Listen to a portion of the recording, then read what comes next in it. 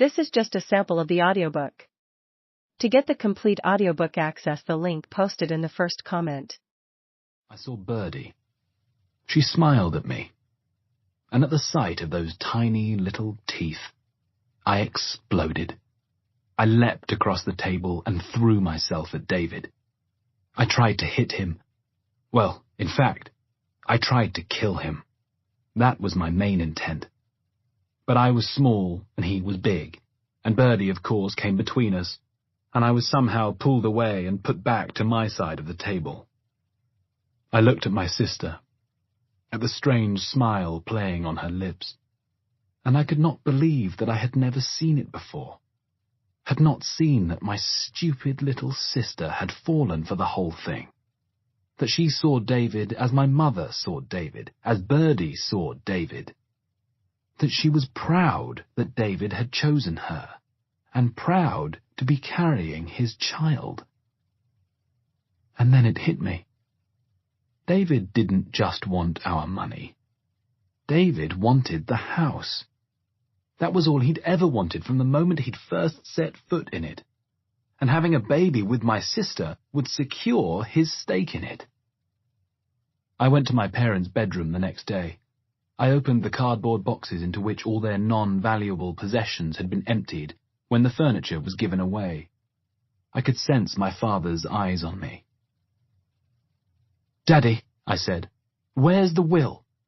The will that says what happens to the house when you die."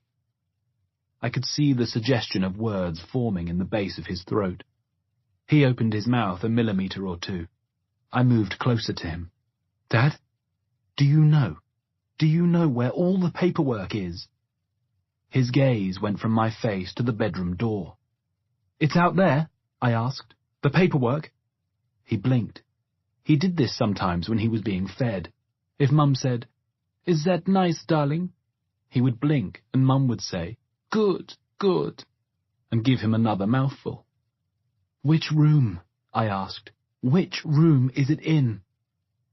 I saw his eyes move to the left a fraction, towards David and Birdie's room. "In David's room?" He blinked. My heart plummeted. I could not possibly go into David and Birdie's room. They kept it locked for a start, and even if they didn't, the consequences of being caught in there were unthinkable. I referred once again to Justin's enormously useful book of spells. A spell for temporary stupefaction. That sounded like exactly what I needed. It promised a few moments of general befuddlement and sleepiness, and small and unnoticeable fugue. It involved the use of deadly nightshade, Atropa belladonna, the poisonous plant that Justin had told me about all those months before. I'd been growing it, secretly, after finding some seeds in Justin's apothecarial chest. The seeds had needed to be soaked in water in the fridge for 2 weeks. I'd told the grown-ups I was experimenting with a new herb for Finn's ennui. Then I'd taken the seeds and planted them in 2 large pots. It had taken 3 weeks for the seedlings to show, and the last time I'd looked, they'd been in full bloom. According to the literature, Tropa belladonna was very difficult to grow, and I'd felt incredibly pleased with myself when the first purple flowers had blossomed. Now I snuck to the garden and plucked a couple of sprigs, tugged them into the waistband of my leggings, and ascended quickly. In my room I made up the tincture with chamomile leaves and sugar water. It was also supposed to contain 2 hairs from the back of a red cat and a puff of breath from an old woman's mouth. But I was an apothecary, not a wizard. My herbal teas were much loved. I told David and Birdie that I'd been experimenting with a new blend, chamomile and raspberry leaves. They looked at me fondly and said, "That sounds delicious." I apologized to Birdie as she drank hers, that it was maybe a little sweet. I told her it was just a touch of honey to balance out the rather bitter edge of the raspberry leaves.